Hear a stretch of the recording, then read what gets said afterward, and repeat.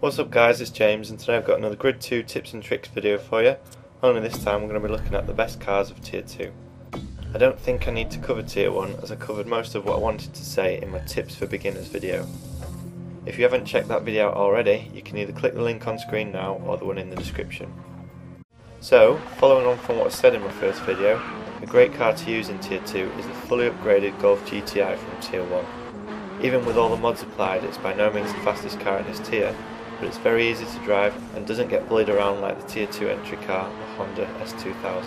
The Honda is not only more expensive than the Golf, it's also slower, harder to control and very fragile, so with all the wreckers and online multiplayer these days, it's a complete waste of time. So rather than spend money on a Tier 2 car just yet, buy the Golf instead and do it up. Once you earn enough money to unlock the Nissan R34 Skyline, do it immediately. It's not too expensive and for me it's the best car in this tier. With its four-wheel drive it has great launch off the line and awesome acceleration. It's very forgiving as well if you happen to hit a barrier or another car.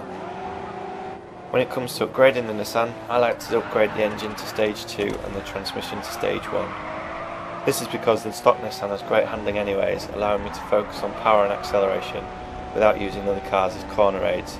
Well, not all the time anyways. If the Nissan is not for you, my second choice is the Chevrolet Cruze touring car, which you can unlock around level 12. The handling on the Cruze is awesome. You can throw it into a corner without the auto drift kicking in, and it has great acceleration, so you can pull away from the rest of the pack. My only gripe with the Cruze, as with all touring cars, is that you cannot upgrade it. This may suit some people, but I would like to have been able to tweak the power or the steering to better suit a variety of tracks, but that's just me. Keeping with the touring cars, another great car to use is the BMW 320. It doesn't accelerate well in the lower gears and actually feels rather slow to begin with, but once you hit 3rd, 4th and the higher gears, it just keeps pulling and powers away with a great top speed. If I'm not using the Skyline, I tend to use the Cruze for the city circuits like Barcelona and Paris, or the BMW for the larger, more open circuits like the Algarve and the Red Bull Ring.